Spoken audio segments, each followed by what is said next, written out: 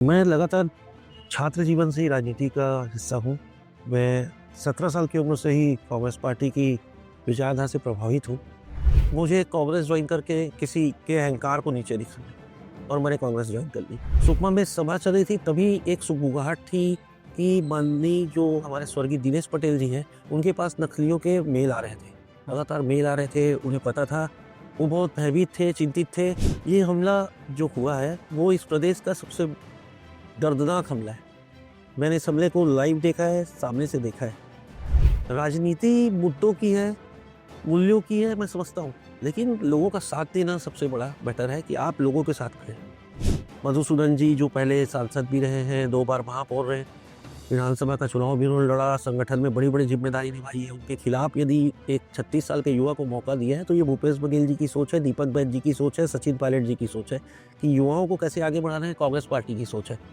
रमन सिंह जी को मुझे लगता है अहंकार हो गए। रमन सिंह जी ने हमेशा स्वार्थ की राजनीति की है। मैं मौत से 5 बार बचा हूँ। मेरी उम्र 36 साल है, लेकिन मैं 5 बार मौत से बचा हूँ। वो दरवा कांड, नक्सली हमला ही एक घटना नहीं है, ऐसे 5-6 घटना हो चुकी है। लेकिन मेरे ऊपर बाबा महाकाल जी का आशीर्वाद ही है जो मैं आज यहाँ बैठा हूँ। नहीं तो शायद 2013 में ही मैं ऊपर चला जाता। बाबा महाकाल के आशीर्वाद से मैं आज यहाँ हूँ, स्वस्थ हूँ, प्रसन्न हूँ, खुश हूँ और मैं हर महीने उज्जैन जाता हूँ। नमस्कार संगवारी हो, जय जोहार। आज हमारे पॉडकास्ट में बहुत ही खास मेहमान हमारे साथ जुड़े हैं। निखिल द्विवेदी जी, राजनांदगांव से बहुत ही युवा चेहरे को नेशनल कांग्रेस ने इस बार मौका दिया है महापौर प्रत्याशी के रूप में। निखिल जी, आपका बहुत बहुत स्वागत है हमारे चैनल में। जी, धन्यवाद। निखिल जी, अ, ये जो शहर है, इसमें काफ़ी बार जो है कि युवाओं को ज़्यादा मौका नहीं मिला है दूसरी पार्टी की तरफ से, अगर आपके राइवल की तरफ से देखें तो। और इस बार पार्टी ने आपको एक युवा चेहरे के रूप में अ, नाम घोषित किया है। इस पर आपकी क्या प्रतिक्रिया रही थी जब पहली बार पार्टी ने आपका नाम घोषित किया था? मैं लगातार छात्र जीवन से ही राजनीति का हिस्सा हूँ। मैं 17 साल की उम्र से ही कांग्रेस पार्टी की विचारधारा से प्रभावित हूँ। मेरे पिताजी भारतीय जनता पार्टी के नेता थे, डॉक्टर रमन सिंह जी के बहुत करीबी दोस्तों में से रहे हैं। लेकिन मैं 2007 की घटना है कि मेरे पिताजी की डेथ हो गई। एक एक्सीडेंट था कि अचानक से मेरे पापा सुबह टहलने निकले और एक गाड़ी उनके ऊपर चल दी और उन्हें मैंने बीएसपी हॉस्पिटल में एडमिट किया। भिलाई सेक्टर 9 में सीरियस कंडीशन थी। इस बीच में मेरे पिताजी की डेथ हो गई। पिताजी की डेथ होने के बाद दूसरे दिन संडे था, डॉक्टर परेशान कर रहे थे, बॉडी नहीं देंगे, पोस्टमार्टम करेंगे, इस टाइप की बहुत सारी बातें थी। मैंने रमन सिंह जी से मिलने का बहुत अप्रोच किया, बहुत उनसे कॉन्टैक्ट करने की कोशिश की, बहुत फ़ोन लगाए, उनके करीबियों को लगाए, सारे चीज़ किया। लेकिन रमन सिंह जी और भारतीय जनता पार्टी की तरफ से मुझे कोई भी सहयोग नहीं मिला, उस समय मैं राजनीति में नहीं था। वहीं उदय मुदलियार जी राजनांदगांव के उस समय पूर्व विधायक थे और उनको मैंने फ़ोन किया। तो उन्होंने लगभग 4 बजे मेरा फ़ोन उठाया और साढ़े 5 बजे मेरे साथ थे भिलाई में। उन्होंने मेरी बहुत मदद की उस समय और उस दिन मुझे ऐसा लगा कि मुझे कांग्रेस ज्वाइन करके किसी के अहंकार को नीचे दिखाना है और मैंने कांग्रेस ज्वाइन कर ली। एनएसयूआई की राजनीति से, छात्र राजनीति से कॉलेज का अध्यक्ष बना, उसके बाद कॉलेज के अध्यक्ष के बाद जिले में पोस्ट मिली, फिर एक जिला अध्यक्ष का पहली बार चुनाव हुआ। जब जिला अध्यक्ष का पहली बार चुनाव हुआ, तो जिला अध्यक्ष के चुनाव में उदय मुदलियार जी ने मुझे कहा कि आप हमारे तरफ से लड़िए। क्या कांग्रेस में उस समय होते थे कि 2 बड़े लीडर्स के ग्रुप आपस में चुनाव लड़ते थे और एक दोनों कैंडिडेट आपस में चुनाव लड़ा करते थे। मैं उदय मुदलियार जी की तरफ का कैंडिडेट था और मेरे विपक्षी जो थे देवव्रत सिंह जी, स्वर्गीय देवव्रत सिंह जी के कैंडिडेट थे। वो चुनाव जीता, उसके बाद फिर छात्रों के लिए बहुत सारे काम किए। फिर अगला इलेक्शन होना था तो प्रदेश लेवल पे इलेक्शन होना था। प्रदेश लेवल के इलेक्शन में देवेंद्र यादव प्रदेश अध्यक्ष लड़े थे और मैं राष्ट्रीय प्रतिनिधि का चुनाव लड़ा था। उस समय हमने तात्कालिक अजीत जोगी जी के कैंडिडेट को चुनाव हराया और हम उस समय विद्याचरण शुक्ला, नंद कुमार पटेल, भूपेश बघेल जी के ग्रुप से चुनाव लड़े थे। हमारे में ऐसा संगठन का चुनाव होते थे। तो वो चुनाव हमने जीता, मैं राष्ट्रीय प्रतिनिधि का चुनाव जीता। इस बीच मुझे राष्ट्रीय सचिव बनने का मौका पार्टी के शीर्ष नेताओं ने दिया, राहुल गांधी जी ने दिया। मैं राष्ट्रीय सचिव बना, राष्ट्रीय सचिव बनकर और भी प्रदेशों के इंचार्ज थे, हमें प्रभार था। वहाँ भी मध्य प्रदेश में बहुत काम करने का मौका मिला। व्यापम घोटाला जो मामला था उसको उठाने का काम किया, तो मुझे पार्टी के जो हमारे राष्ट्रीय अध्यक्ष है और मुझे महासचिव पद पर प्रमोट किया। उसके बाद फिर इलेक्शन थे 2018 के, मैं वापस छत्तीसगढ़ आ गया। मुझे लगा कि मुझे चुनाव लड़ना चाहिए, लेकिन सारी तैयारियों के बीच भी मुझे उस समय मौका नहीं मिल पाया। माननीय स्वर्गीय अटल बिहारी वाजपेयी जी की भतीजी जो करुणा शुक्ला है, उन्हें वो चुनाव लड़ने का मौका मिला और बहुत अच्छा चुनाव उन्होंने लड़ा था। रमन सिंह जी मात्र 10-15 हज़ार वोटों के अंतराल से ही वो चुनाव जीत पाए थे। तब से मैं राजनीति में हूँ और मेरी तब से सेवा करने की भावना है। मैं छात्रों के बीच हूँ, छात्रों के संघर्ष में हमेशा सामने रहा हूँ। ऐसा हुआ करता था कि जब हम 15 साल रमन सिंह जी यहाँ के विधायक थे और मुख्यमंत्री थे, छत्तीसगढ़ के मुख्यमंत्री थे, तो जब भी रमन सिंह जी राजनांदगांव आते थे, तो वो सबसे पहले पुलिस हमें उठा के ले जा लेती थी कि हम कहीं कोई विरोध ना कर दें। अच्छा, मतलब कभी भी रमन सिंह की जब यहाँ रैली होती थी उनके एरिया में, तो आप लोगों को पुलिस उठा के ले जाती थी? जी, पुलिस उठाकर हमको ले जा लेती थी। सैकड़ों एफआई दर्ज कराई रमन सिंह जी ने मेरे ऊपर। बहुत दबाव बनाने की कोशिश की, ये कैसे भी हार मान जाए या राजनीति छोड़ दे या उनके सामने घुटने टेक दे। लेकिन अ, जो विचार है और जो साहस है वो ऐसा है कि किसी चीज़ से डर नहीं लगता। तो निखिल भैया, काफ़ी आपका लंबा चौड़ा प्रोफाइल रहा है संगठन में, आपने काफ़ी सारे ऑफिस बीरर भी रहे हैं जी, और एनएसयूआई के साथ साथ आप यूथ कांग्रेस। कांग्रेस के भी नेता रहे हैं। और जैसा कि आपने बताया कि आप महज 18-19 साल के रहे होंगे जी, मैं तब 18 साल आपके का था। पिता के साथ घटना हुई थी। उसके बाद मैं फर्स्ट ईयर में आया और फिर मैंने राजनीति ज्वाइन की है। राजनीति में आपके प्रेरणा स्रोत अगर कोई व्यक्ति हम देखें तो वो कौन रहे हैं? नेशनल स्तर पे या फिर राज्य स्तर पे, आप जिसका भी नाम ले सकते हैं। तो राजनीति में प्रेरणा स्रोत तो मेरे विद्याचरण शुक्ल जी और माननीय भूपेश बघेल जी रहे।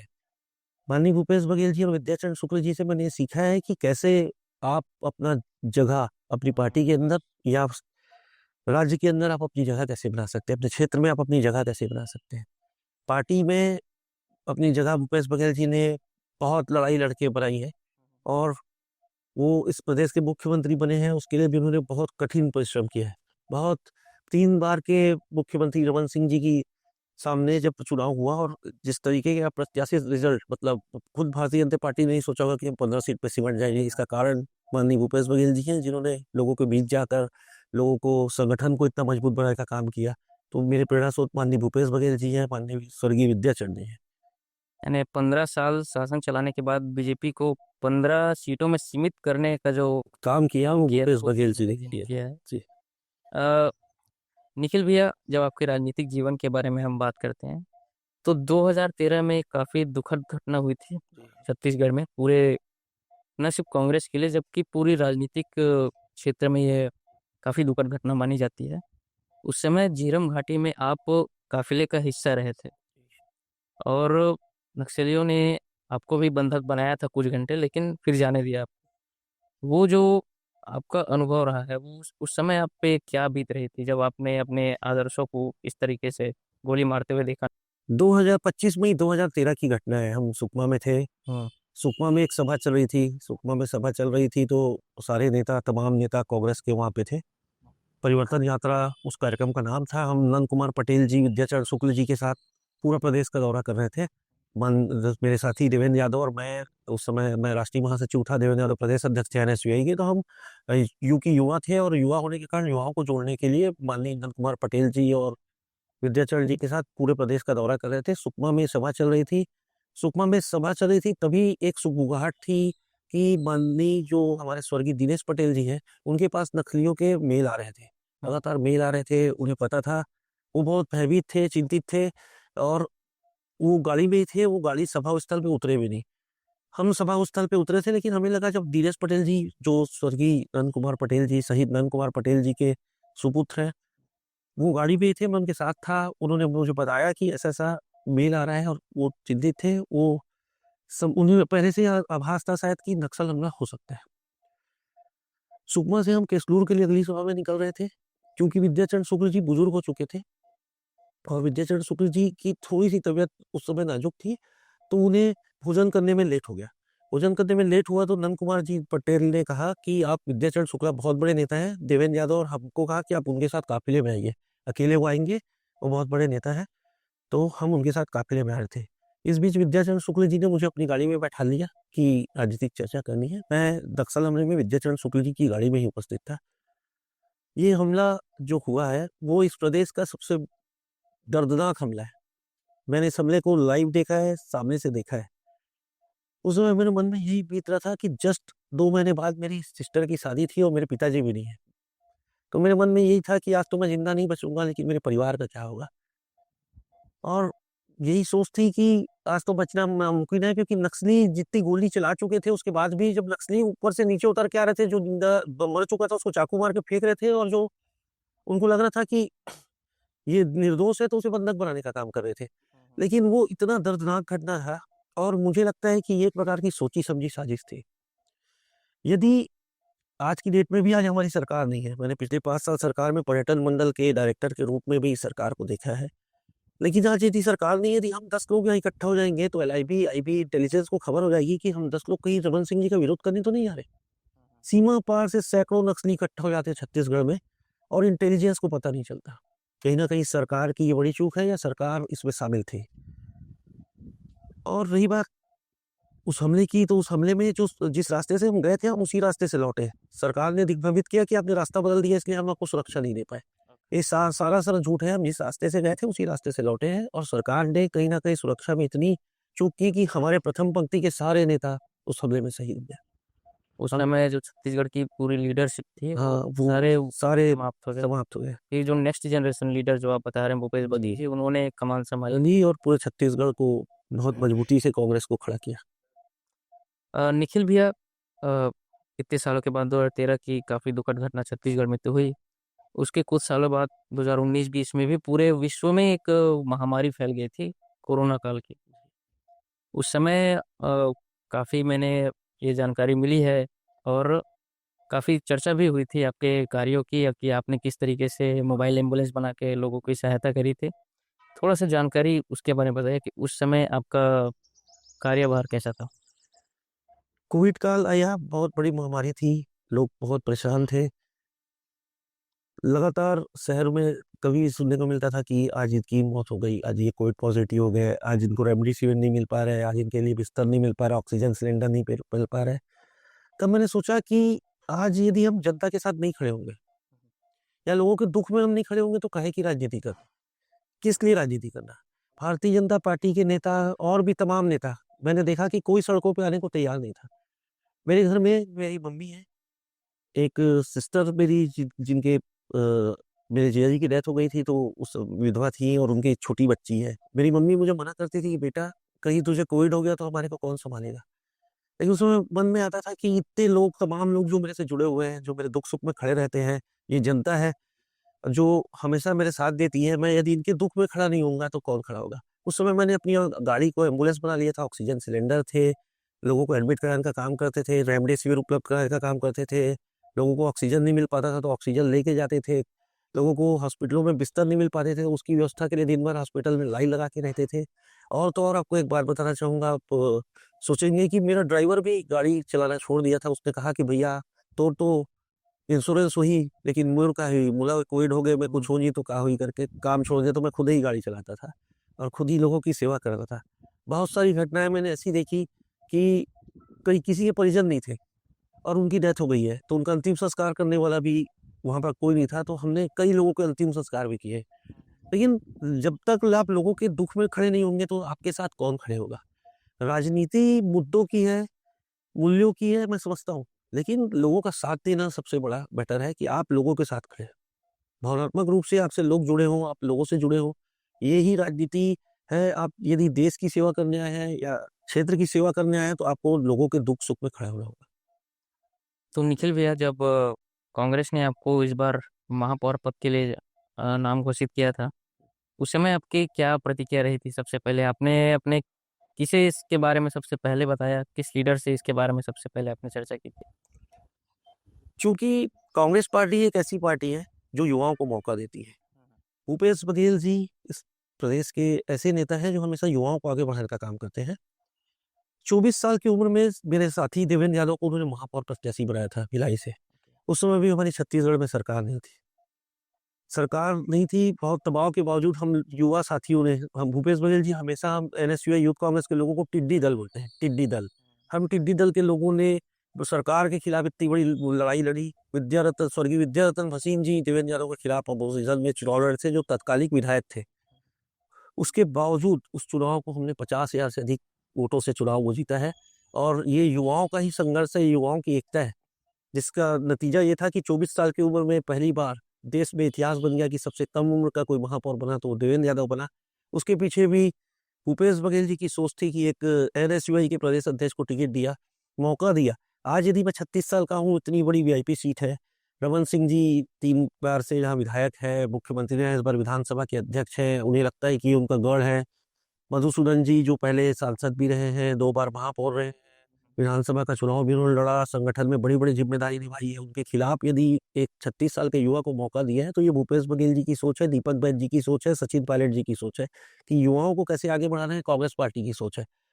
चुनाव में हार-जीत अलग विषय है, लेकिन यदि आपको मौका मिलेगा, आप क्रिकेट खेलेंगे, आप क्रिकेट में यदि 12th मैन में बैठे रहेंगे, तो आप शायद अपनी प्रतिभा का उजागर नहीं कर पाएँगे, लेकिन यदि आपको बैटिंग करने का मौका मिलेगा, तो ही आप रन बना पाएँगे, चौके-छक्के मार पाएँगे। तो मुझे आज मौका मिला है और मैं निश्चित रूप से अपनी टीम के लिए, कांग्रेस टीम के लिए रन बनाना चाहूँगा, 6 मारना चाहूँगा, 4 मारना चाहूँगा और मधुसूदन जी को हराना चाहूँगा। आपको क्या लगता है कि रमन सिंह जी जिस चेहरे पर विश्वास करते थे पहले भी, मधुसूदन यादव जी, श्री मधुसूदन यादव जी, आपने जैसे नाम बताया, पूर्व सांसद रहे हैं, 2 बार महापौर रहे हैं, और अभी फिर से उनको चेहरा बनाया गया है। आपको क्या लगता है कि इसके पीछे क्या कारण रहा होगा बीजेपी के लिए? क्योंकि बार-बार वो युवा चेहरे को मौका नहीं दे रहे, एक ही चेहरे पे भरोसा जता रहे हैं। आपको क्या लगता है इसके बारे में? रमन सिंह जी को मुझे लगता है अहंकार हो गए। रमन सिंह जी ने हमेशा स्वार्थ की राजनीति की है। रमन सिंह जी ने इसके पहले मधुसूदन जी को सांसद का चुनाव लड़ाया। मधुसूदन जी ने 2 लाख से अधिक वोटों से ये चुनाव जीता था। लेकिन फिर उन्हें लगा कि अपने बेटे को राजनीति में आगे करना चाहिए। रमन सिंह जी ने मधुसूदन जी को रुमाल की तरह उपयोग किया। जैसे हम किसी ट्रेन में बाहर खड़े रहते हैं और जगह रोकने के लिए एक रुमाल रख देते हैं ना, कि ये रुमाल रख दिया और इस सीट ये हमारी हो गई। रमन सिंह जी ने मधुसूदन जी का उपयोग उसी तरह किया, रुमाल की तरह। पहले उन्हें सांसद लड़ाया, वो सांसद बन गए, तो फिर लगा कि अब इन्हें हटाकर अपने बेटे को सांसद लड़ा देना चाहिए। उन्होंने अपने बेटे को सांसद लड़ा दिया और मधुसूदन जी की टिकट काट दी। उसी तरह लगातार युवाओं को धोखा देने का काम रमन सिंह जी ने किया है। भारतीय जनता पार्टी के अंदर भी पोटेंशियल है। वहाँ भी बहुत सारे युवा हैं जो 23 दिन से संघर्ष कर रहे हैं। चाहे पिछले 5 साल सरकार नहीं थी तो संघर्ष कर रहे थे, इसके पहले 15 साल सरकार थी तो भी संघर्ष कर रहे थे। लेकिन आज भी किसी को आगे रमन सिंह जी ने नहीं किए। उन्हें डर है, कोई और युवा आगे आ जाएगा तो कहीं उनके बेटे की राजनीति समाप्त ना हो जाए। इसलिए लगातार एक ही चेहरे पर वो दाँव खेलते आ रहे हैं, मधुसूदन यादव पर। जब कभी जिलाध्यक्ष बनाने की बारी आती है तो वो मधुसूदन जी के नाम आगे करते हैं। कभी किसी बड़े प्रदेश उपाध्यक्ष पद की दावेदारी की बात आती है, वो मधुसूदन जी का नाम आगे करते हैं। कभी पार्षद लड़ने की बारी आती है, वो मधुसूदन जी का नाम आगे कर देते हैं। 2-2 बार उन्होंने मधुसूदन जी को महापौर बनने का मौका दिया। सांसद मधुसूदन जी लड़ चुके हैं। डोंगरगांव, जिस दिन डोंगरगांव मधुसूदन जी जाने का निर्णय लिया था, उसी दिन वो राजनांदगांव से दूर हो चुके थे। मधुसूदन जी डोंगरगांव जाकर भी चुनाव लड़े हैं विधानसभा का और उन्हें वहाँ करारी 25,000 वोटों की हार झेलनी पड़ी है। ये पिछले इलेक्शन में 2018 के इलेक्शन में उन्हें 25,000 वोटों से द्रेश्वर साहू जी ने हराया था। तब से उनकी दूरी राजनांदगांव की जनता से है। 6 साल से वो राजनीति में सक्रिय नहीं है। फिर से रमन सिंह जी को लगा कि फिर से उसी घिसे-पिटे चेहरे को पार्टी मौका दे दे और क्या पता पहले की तरह वो इस बार चुनाव जीत जाए। लेकिन समय बदल चुका है। जनता है, युवाओं का काम देखती है, आगे लोगों के काम देखती है कि कौन दुख में खड़ा होता है, कौन सुख में खड़ा होता है और जनता देख रही है कि कौन बेस्ट कैंडिडेट होगा, कौन उनके लिए खड़ा होगा, कौन किसकी सोच अच्छी है, कौन काम करेगा। और आज ये चुनाव चल रहे हैं। अभी चुनाव की शुरुआत हुई है। अभी 10 तारीख तक, 11 तारीख तक इलेक्शन है, 11 को 9 तारीख तक प्रचार चलेंगे। अभी तो प्रचार आज से शुरू हो रहा है। आज से हम जनता के बीच जाना शुरू करेंगे, क्योंकि अभी तक नॉमिनेशन हुआ, आज कल स्क्रूटनी हुई है और आज से फिर जनसंपर्क के कार्यक्रम तैयार है। 10 बजे से आज से जनसंपर्क के कार्यक्रम। तो इस बार चुनावी मुद्दे क्या रहने वाले हैं आपके लिए? आप किस मुद्दों को लेकर बीजेपी को घेरने वाले हैं? बीते 5 साल हमारी यहाँ पे नगर निगम में सरकार रही है। महापौर हमारी हेमा देशमुख जी रही हैं। भूपेश बघेल जी ने सारे राजनांदगांव के लिए विकास कार्य के लिए सारे मत दिए हैं। हेमा देशमुख जी ने बहुत अच्छे काम किए हैं। वहीं पिछले 2 बार के महापौर मधुसूदन यादव जी के ऐसी कोई भी बड़ा काम नहीं किया राजनांदगांव के लिए, जिससे वो बता पाएँ कि मैंने हाँ, ये काम किया जो वाक़ई में प्रदेश स्तर पर चर्चित हो कि मैंने सांसद रहते हुए या 2-2 बार महापौर रहते हुए राजनांदगांव नगर निगम के लिए कोई बहुत अच्छा काम किया है। चूँकि मैं पहला चुनाव लड़ रहा हूँ, तो मैं ये चाहता हूँ कि सबसे बड़ी जो नगर निगम की आज हमारी सबसे बड़ी कमज़ोरी जो है, वो राजस्व है। राजस्व। हम राजस्व इतना ज़्यादा वसूल नहीं कर पाते या हमारे पास राजस्व नहीं आ पाता नगर निगम में कि हम किसी कर्मचारी को पेमेंट भी समय पे नहीं दे पाते। जिस जिले का, जिस विधानसभा का व्यक्ति 3 बार मुख्यमंत्री रहा हो, 1 बार अभी विधानसभा अध्यक्ष रहा हो, उसके क्षेत्र की जनता परेशान है, उसके क्षेत्र के कर्मचारी परेशान है, उसके क्षेत्र की मितानिन परेशान है, उसके क्षेत्र के आंगनबाड़ी कार्यकर्ता परेशान है, उन्हें समय पे पेमेंट नहीं मिल पाता, उन्हें कर्ज लेकर अपना परिवार चलाना पड़ता है। तो सबसे पहले तो नगर निगम का राजस्व बढ़ाना यहाँ की सबसे बड़ी ज़िम्मेदारी है कि कम से कम कर्मचारियों के पेमेंट, जो कर्मचारी हैं, सफाई कर्मचारी हैं या निगम के कर्मचारी, इनके जो वेतन है, वो समय पे उनको मिल जाए, जिससे उनका परिवार सही सकुशल जीवन यापन कर सके। एक समस्या राजनांदगांव में लंबे समय से रही। जब मैं राजनांदगांव के लोगों से बात कर रहा था, तो उन्होंने बताया कि यहाँ स्वास्थ्य के लिए यहाँ सरकारी हॉस्पिटल में सीटी स्कैन की कमी है और कुछ-कुछ मशीनें हैं, इसकी कमी होती रहती है और स्वास्थ्य का जो इंफ्रास्ट्रक्चर जिसे बोल सकते हैं, वो उसका ढाँचा उतना सही नहीं है। उसे सुधारने के लिए आपके क्या प्रयास रहेंगे सर? राजनांदगांव डॉक्टर रमन सिंह जी का क्षेत्र है, लेकिन यहाँ की स्वास्थ्य व्यवस्था बीमार पड़ी हुई है, चाहे वो जिला चिकित्सालय हो, चाहे मेडिकल कॉलेज हो। इसके पहले जब हमारी सरकार थी, 1 साल पहले इनके सुपुत्र अभिषेक सिंह जी, जिन्हें राजकुमार के नाम से जाना जाता है, उन्होंने वहाँ धरना आंदोलन प्रदर्शन किया, बड़ा आंदोलन प्रदर्शन किया कि हाँ, बहुत समस्या से ग्रसित है, ये है, वो है, ये है। उस समय उनके पास सारे समस्याएँ सामने आ चुकी थी। ठीक है, वहाँ समस्या रही होंगी, हॉस्पिटल था, समस्या रहती है, समस्या आ चुकी थी।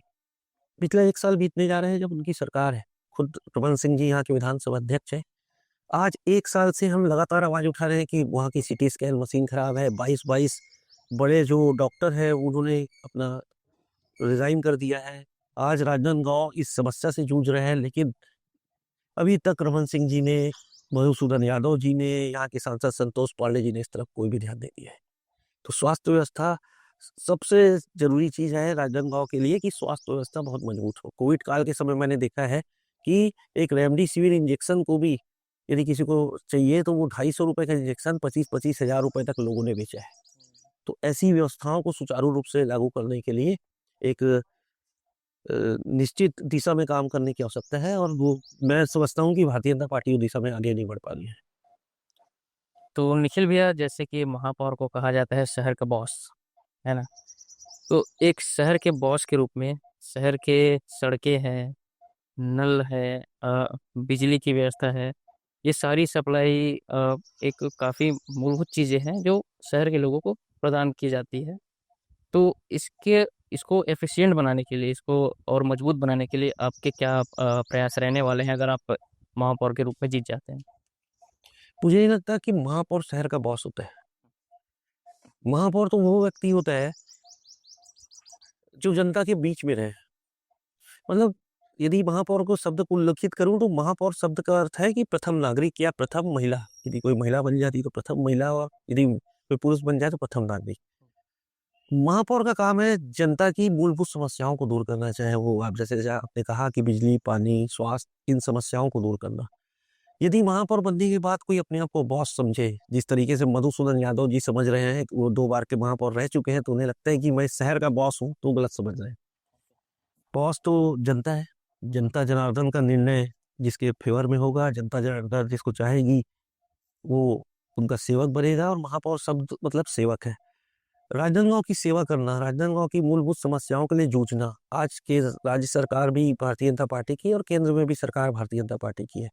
अभी मधुसूदन यादव जी जगह-जगह बता रहे हैं कि ट्रिपल इंजन की सरकार बनाना है। छत्तीसगढ़ में पिछली सरकार में जब डबल इंजन की सरकार बनी इनकी, तो जनता ने 1 साल देख लिया है कि किस तरीके से इस छत्तीसगढ़ को अपराध का गढ़ बना दिया गया।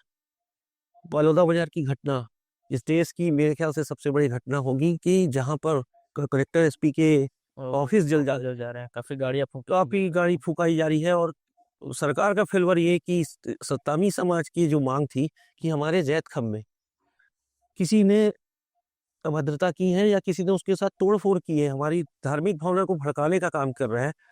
सीबीआई जाँच करवा लेती सरकार तो शायद ये घटना नहीं होती, लेकिन सरकार ने पंगु बने रहा। सरकार के जो मंत्री हैं, मैं सीधे तौर पे कहूँगा विजय शर्मा जी के बारे में, जब से वो इस प्रदेश के गृह मंत्री बने, अपराध का गढ़ बन गया छत्तीसगढ़।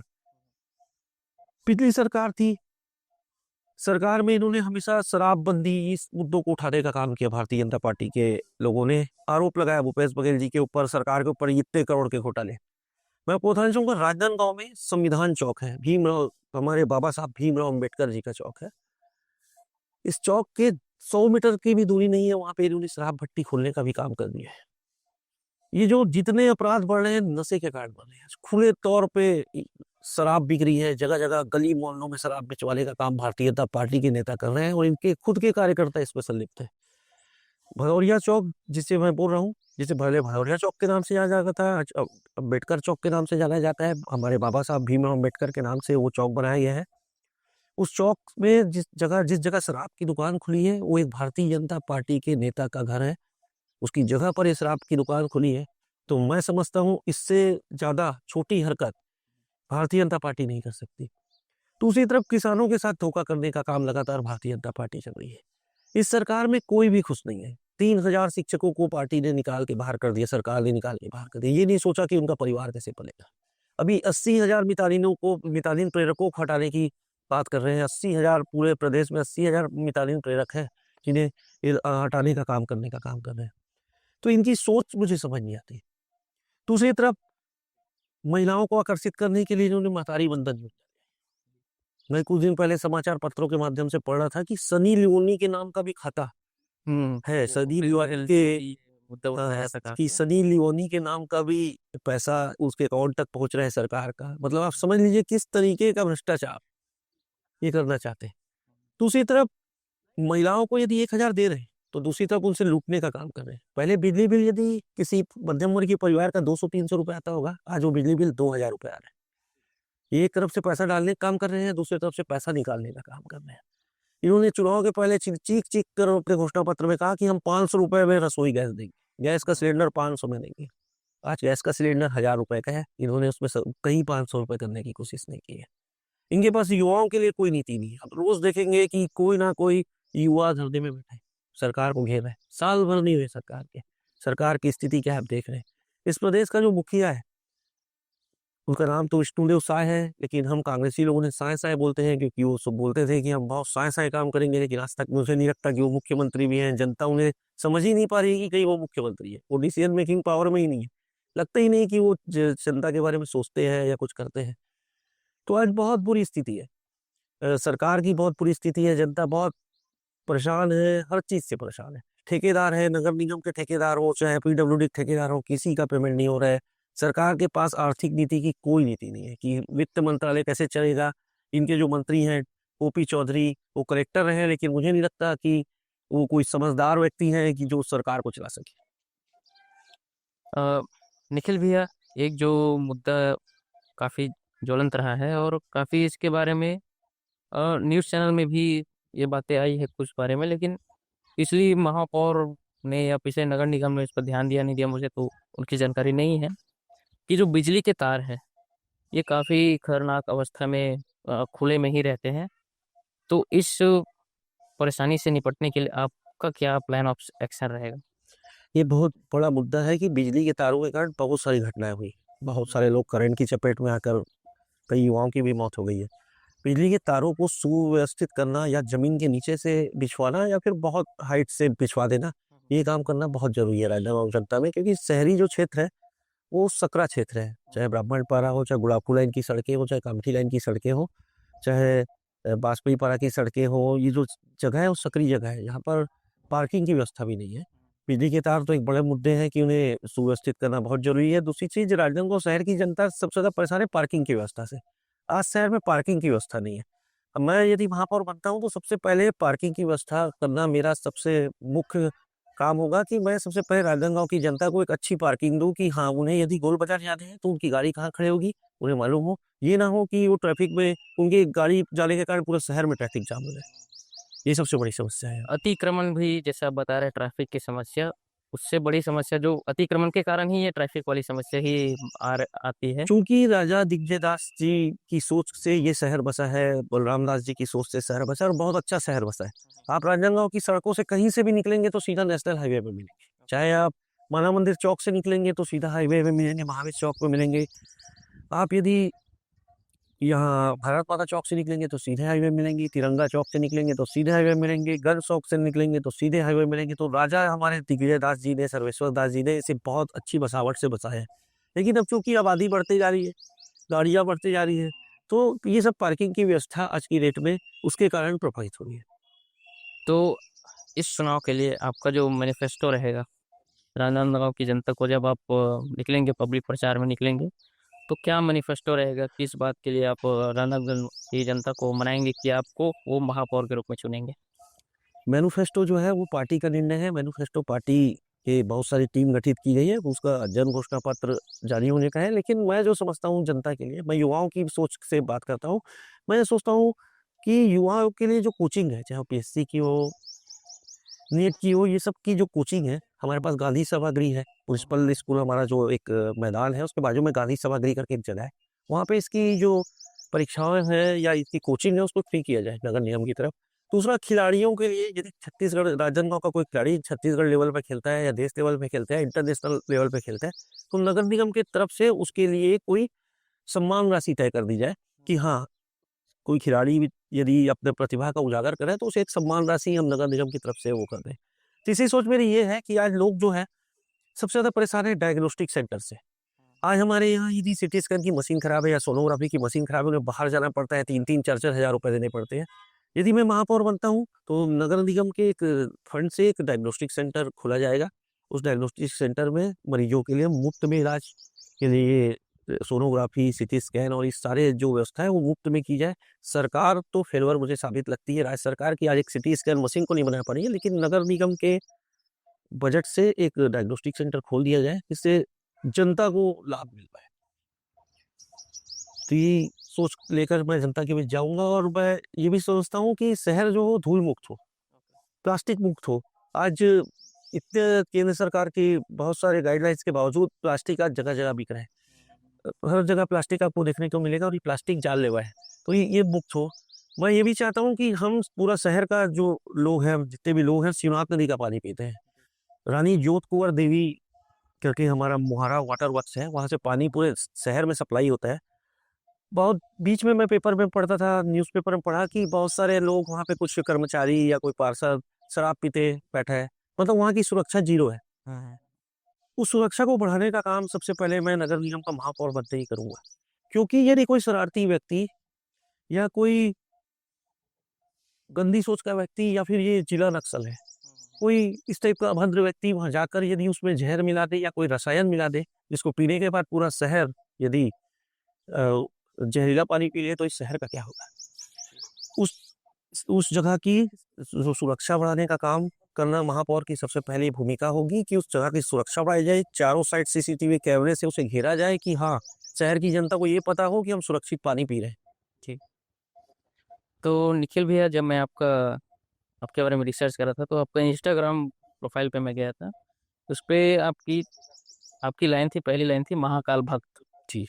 तो महाकाल से आपका कैसा नाता रहा है? महाकाल के भक्त तो खैर सारे सनातनी महाकाल के भक्त ही हैं, लेकिन आपने उस पर विशेष रूप से बल दिया है।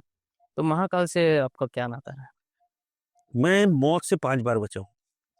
मेरी उम्र 36 साल है, लेकिन मैं 5 बार मौत से बचा हूँ। वो दरवा कांड, नक्सली हमला, ये एक घटना नहीं है। मैं दिल्ली यूनिवर्सिटी का प्रभारी था, इंचार्ज था। मेरे ऊपर जानलेवा हमला हुआ दिल्ली में। एबीवीपी के गुंडों ने, मैं दिल्ली यूनिवर्सिटी का इंचार्ज था, मेरे कैंडिडेट को मुझे हंसराज कॉलेज के अंदर ले आया था और एबीवीपी का कैंडिडेट उसी कॉलेज का था। वो मेरी प्रेस्टिज थी कि मेरा कैंडिडेट उस कॉलेज के अंदर जाकर प्रचार प्रसार कर पाए, लेकिन वो ऐसा नहीं चाहते थे।